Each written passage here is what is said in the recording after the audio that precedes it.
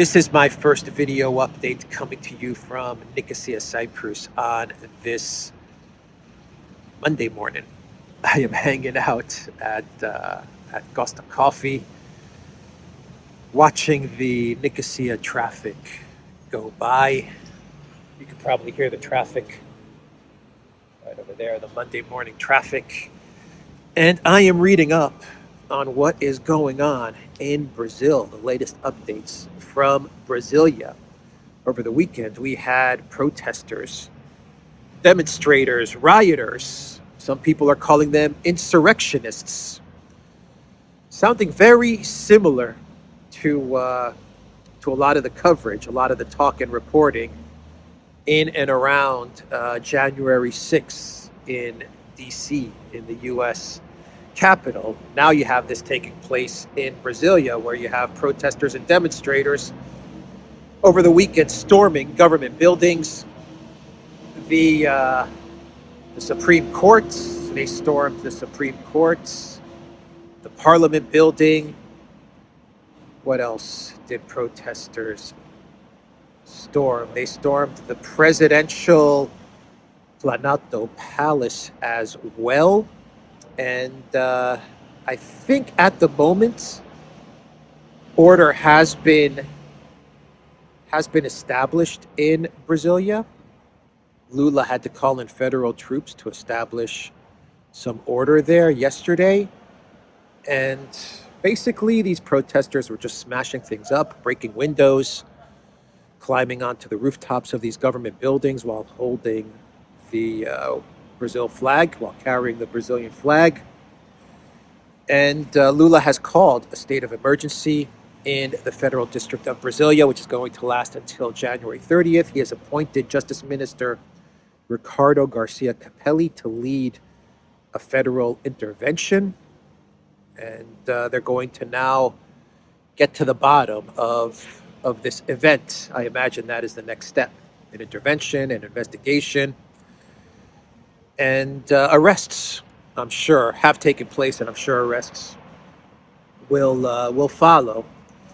Bolsonaro came out with some statements because a lot of this protest has been attributed to Bolsonaro, and these protesters have been called pro-Bolsonaro protesters and demonstrators. Bolsonaro, who is currently in Florida at the moment, I think he's in Miami, he put out this statement via Twitter. He said, "Peaceful demonstrations in the form of the law are part of democracy. However, depredations and invasions of public buildings has occurred today, as well as those practiced by the left in 2013 and 2017, escape the rule." Bolsonaro said, "I repudiate the accusations without evidence attributed to me by the current head of the executive of Brazil." Bolsonaro added, without mentioning Lula by name.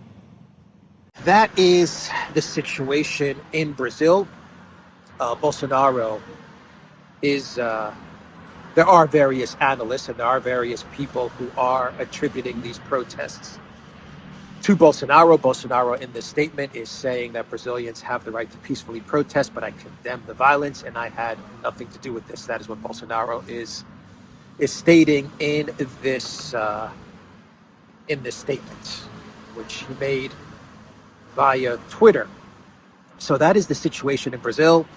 Lula, 1 week into office, this is what he has to deal with. Venezuelan President Maduro actually went as far as calling this a coup d'etat. That is what he called the demonstrations, these protests in Brazil.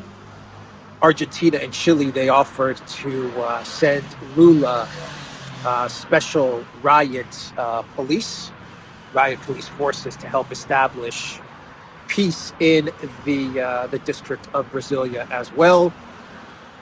And we are just going to have to keep a close eye on Brazil, because this is a country that just came out of a very close, contested election. And while Lula did win the election, he won with a very slim majority, and it is going to be quite a challenge for him to govern. And you can already see this in the first week of his presidency. So that is what is happening in Brazil. It does kind of remind me a bit of January 6th, though I don't want to draw too many parallels. But it does definitely remind me of what happened in D.C. at the nation's capital on January 6th. But once again, I don't want to say these are exactly the same thing. I think there are a lot of differences and a lot of nuance between both of the events. But yeah, BRICS. Brazil is in BRICS. Lula is, he was actually the leader of Brazil when BRICS was formed, when he brought Brazil into the BRICS organization. And he has pledged his support for BRICS once again during his presidency. He said he is going to further commit Brazil to the BRICS agenda. Bolsonaro has been described as pro-West, pro-American, but I would say he was more pro-Trump,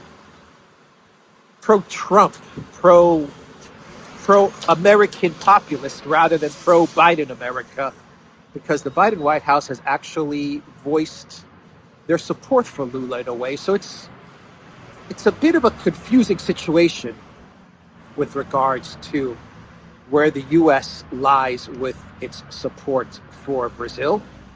The Biden White House has shown support for Lula, does not like Bolsonaro. Bolsonaro has been described as pro-West, pro-American, but it's important to note that he was also, it seemed like he was also pro-BRICS. He wasn't so much against BRICS as well, but he was definitely pro-Trump, pro-MAGA, I would say. That's where he tended to gravitate towards, the pro-populist form of government. Definitely the neocons are no fan of Lula, I will say that. So it's a very nuanced, very complicated situation in Brazil.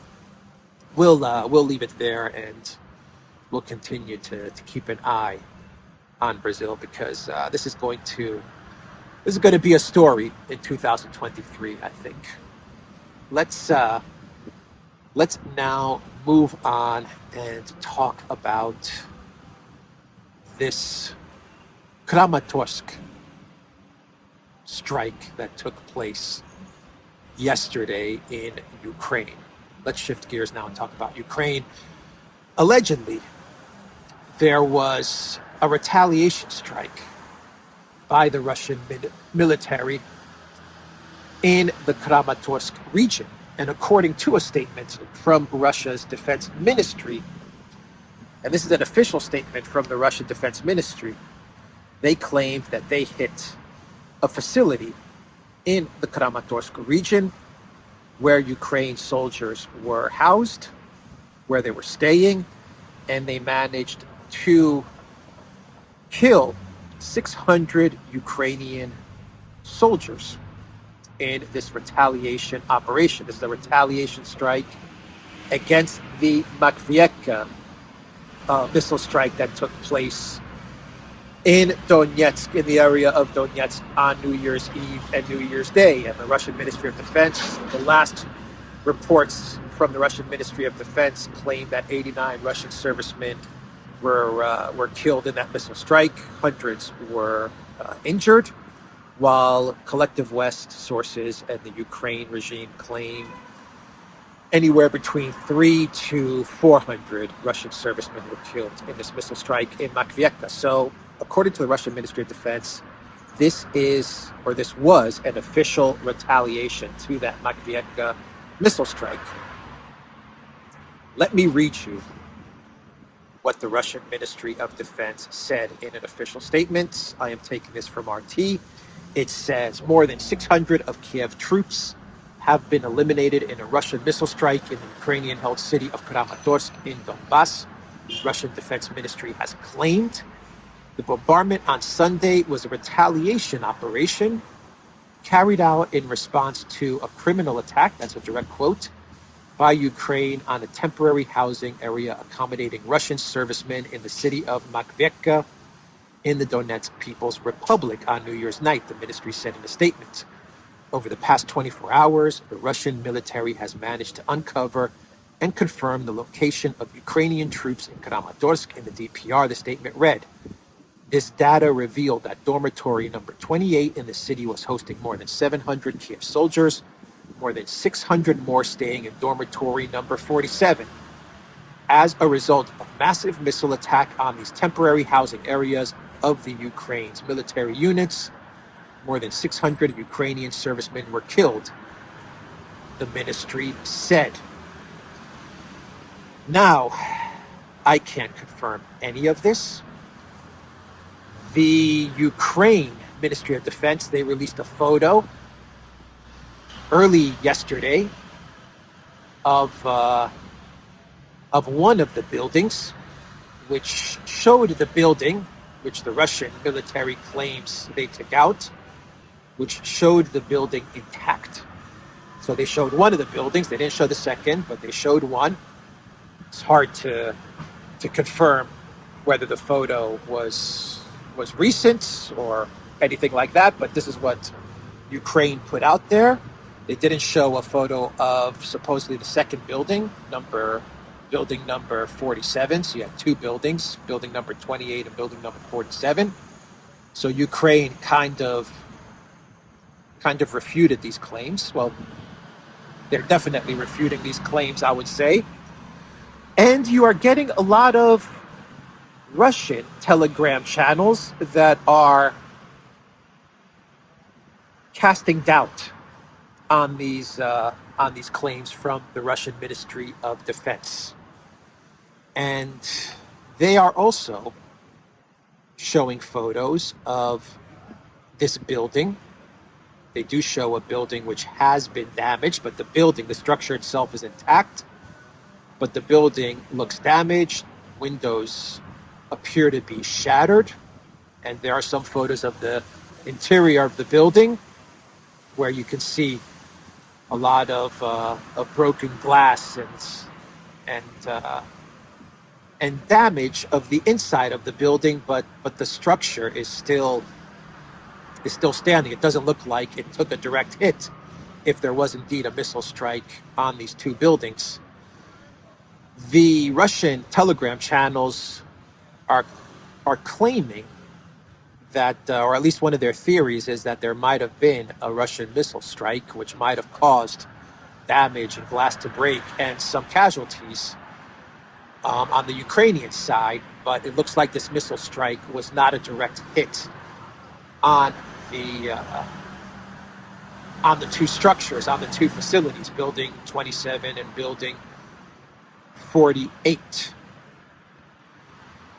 According to the footage, direct hits on the facilities were not achieved, and close blasts damaged the buildings, hitting the surroundings with a lot of shrapnel.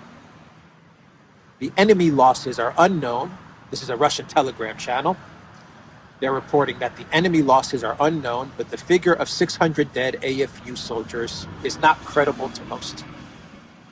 So this is, I think that a lot of the Russian Telegram channels and analysts, this is pretty much the conclusion, that there might have been a missile strike.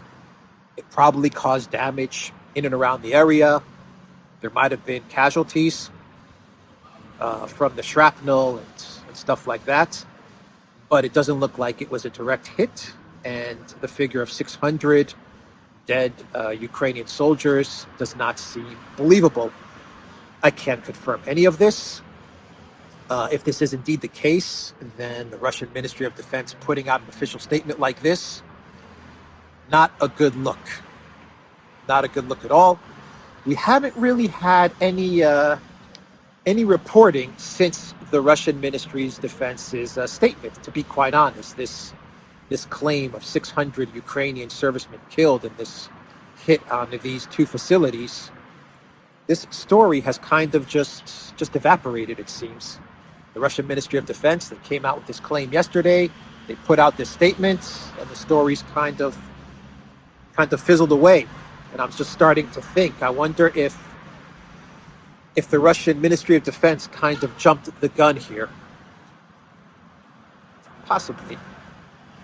This could be the case. I don't know how they could confirm the 600 casualties in this missile strike. I don't know how the Zelensky regime came up with their number of 300 to 400. So I think that number is in doubt with regards to the missile strike in Makiivka. So I'll place an equal amount of doubt on this claim of 600 dead from the Russian Ministry of Defense. Either way, the story seems over, which would lead me to believe that the analysis on the Telegram channels is correct. But I can't say this with certainty. Either way, we haven't had any follow-up reports with regards to this statement from the Russian Ministry of Defense and this missile strike in Kramatorsk. So let's talk about some more news here, and let's talk a little bit about NATO, Sweden, and Finland. The Finnish foreign minister yesterday, he came out with a statement, or yesterday or a couple of days ago. The foreign minister came out with a statement and claimed that nuclear weapons will not be placed on the territory of Finland after Finland joins NATO.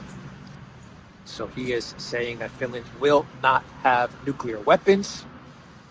Of course, just because a foreign minister of a current government is saying that Finland won't place nuclear weapons on Finnish territory now, it doesn't mean that in the future Finland doesn't change its mind and is not pressured into placing nuclear weapons on Finnish territory. But as of now, according to the foreign ministry, nuclear weapons in Finland are not being considered with regards to Finland's entry into NATO. The Swedish Prime Minister, Ulf Kristersson, he has complained that during a security conference on Sunday that Turkey has piled impossible demands on Sweden as prerequisites for joining NATO. Turkey has confirmed that we have done what we said we would do, but it also says that it wants things that we can't, that we won't want to give it. He lamented. Still, he predicted Ankara would make a decision. We just don't know when. When the outcome dependent both on internal Turkish politics and Sweden's capacity to show its seriousness. So sooner or later, Turkey is going to have to decide. Do we vote Sweden in or do we vote no? I don't know what Turkey is going to do. It's Erdogan is a wild card here. I will make a prediction, though I am 50-50 on this. I think you can flip a coin on this one, but I will make a prediction that in order to keep the balance, in order for Erdogan to continue to play the game between Russia, China, BRICS, SCO, and NATO, Collective West, I believe that Erdogan, at the end of the day, he is going to extract a couple of more concessions from Sweden, definitely more humiliation of Sweden. That's definitely what's on the cards for Sweden from Erdogan. He's going to humiliate the government just a little bit more.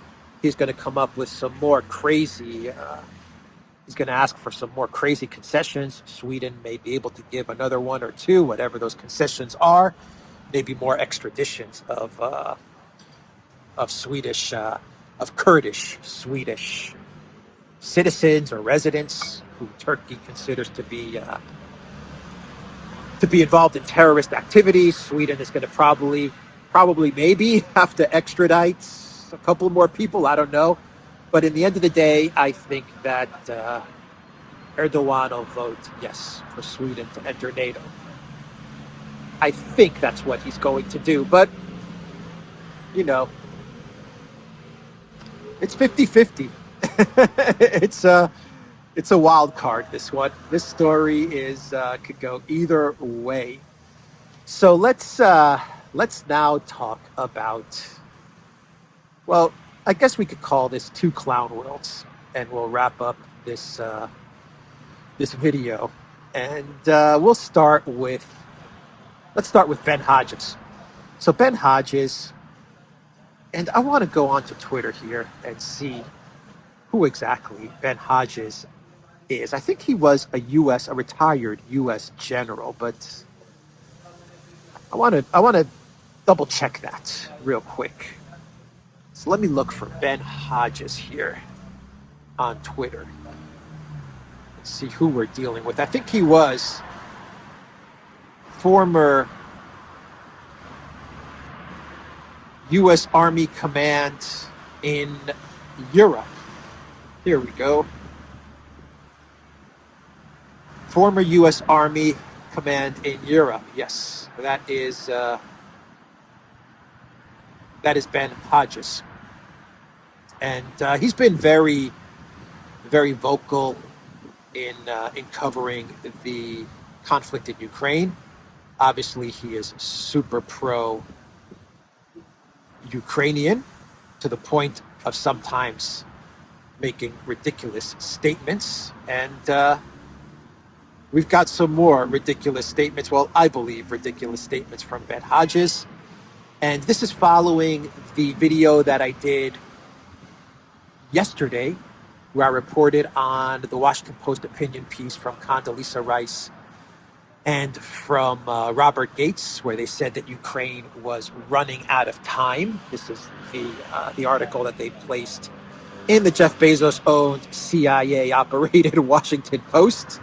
And this story gathered a lot of attention and a lot of commentary because you have the former Secretary of State and neocon warmonger, but she's a classical pianist, so, that makes all her warmongering okay. Condoleezza Rice. And you have Robert Gates, the former, I think he was the Bush defense minister.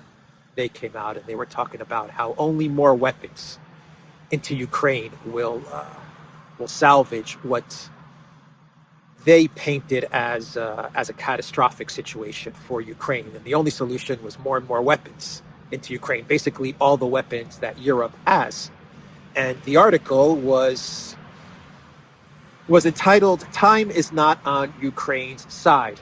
And all kinds of people weighed in to this opinion piece from Rice and Gates. By the way, Rice and Gates, from what I understand, they're partners in some sort of DC think tank.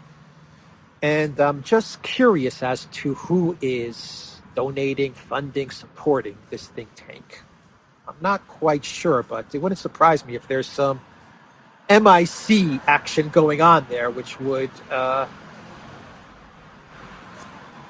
make sense, because their solution to the problem in Ukraine is more weapons, a lot more weapons. Actually, all the weapons you can give, including, those Leopard tanks. And just on a side note, Germany is now coming out with statements saying that they'll give those Leopard tanks, but they want to see other EU countries give up those Leopard tanks as well. Actually, Habeck said that Leopard tanks are not ruled out, but he would like to see other EU countries start donating their Leopards as well. He said, of course, this cannot be ruled out when talking about transferring Leopard 2 tanks to Ukraine. And everyone in Europe, as I said yesterday, everyone in the EU is, they're going to deliver the Leopards. They're going to deliver them. They're just all waiting to see who's going to be the first one to get the ball rolling and send their Leopards. Once the first one sends the Leopards over, then the other countries will start sending Leopards over. But from what I understand, the Leopard tanks are heavy. They're not going to do the job. They require a ton of maintenance and supports, and it's going to be a complete disaster. But, this is what's being demanded of Europe. Anyway, Ben Hodges, I went off on a little tangent there. Retired General Ben Hodges. Now Ben Hodges is involved in all kinds of think tanks as well. So who knows who's buttering his bread? Who's buttering his bread? Let's see. Ben Hodges, he responded to a tweet which was talking about this story from Condoleezza Rice and Robert Gates with the title, "Time is not on Ukraine's side." And the tweet was from Kevin Rothrock.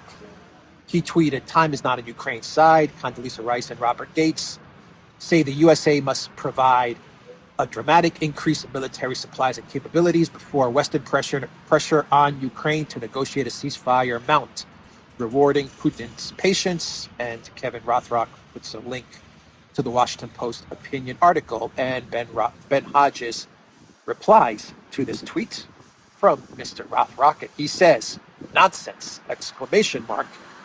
Of course, time is on Ukraine's side. They have no manpower issues, and their logistics situation gets better every week. Not one single Russian soldier actually wants to be there, and sanctions are hurting.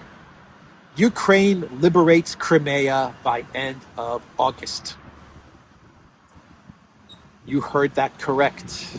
Ukraine liberates Crimea by end of August.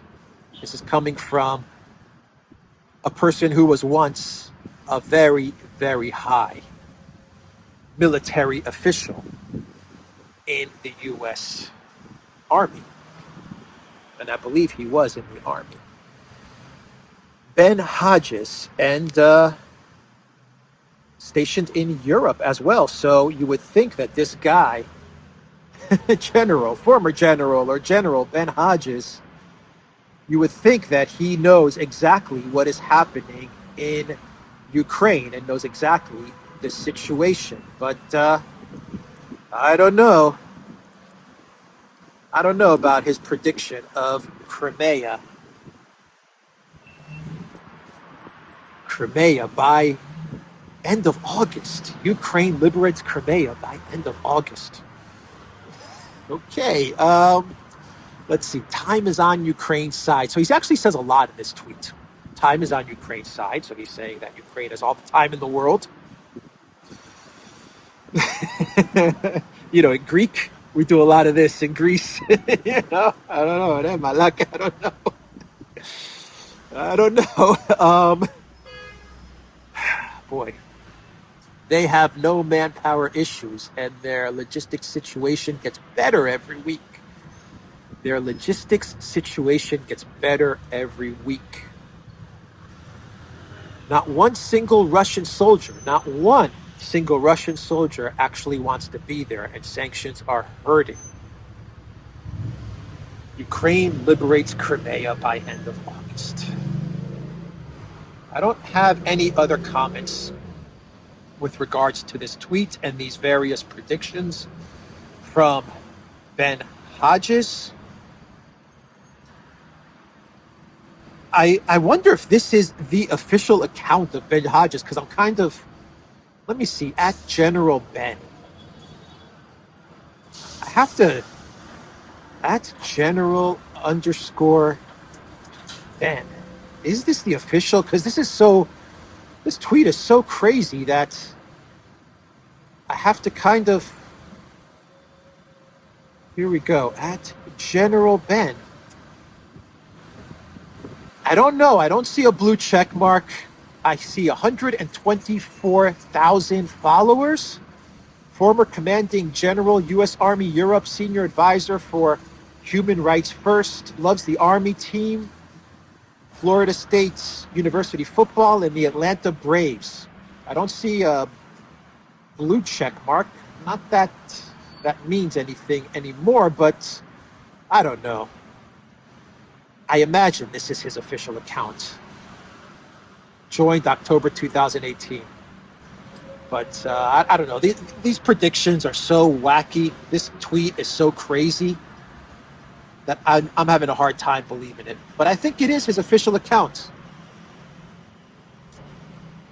I don't know. Anyway, I'll leave it there. If this is his official account, let me know in the comments down below. If this is not his official account, and if this is a parody account, then okay, it's a parody account, but I don't see in the description, in the bio here on Twitter, saying anything like parody account. 3,640 tweets. A lot of followers, 124,000 followers, leads me to believe that this is indeed the real General Ben Hodges. All right, let's go to another clown world, courtesy of the great Robert Barnes. And Mr. Robert Barnes, he sent me this Telegraph article, which says households burn cat litter to heat homes amid wood pellet shortage. Cat litter suppliers work overtime to fill demand following jump in wood pellet sales. A tweet from the blue check mark Wall Street Silver says, "Welcome to the UK. Now heating their homes with cat litter. The UK used to be an empire that dominated the planet. Quote, households are using cat litter to heat their homes, according to pet shop bosses." And yet, Rishi Sunak and the Conservative Party and the Labour Party and all of the UK government elite continue to send money to the Zelensky regime.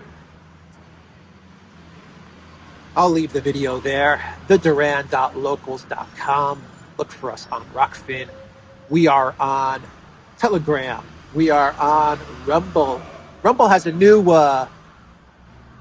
design as well, a new homepage design. Looks really, really nice. So good on Rumble. I like their new design. And we are also on ODYSEE and BitChute. Look for Alexander's channel on all of those platforms. Look for my channel on all those platforms. Look for the Duran's channel on all those platforms. If you like my videos, please subscribe. If you don't like my videos, you can subscribe or you cannot subscribe. It's up to you. The choice is yours. And let's see. And the Duran shop, 10% off. Use the code. Good day. Take care.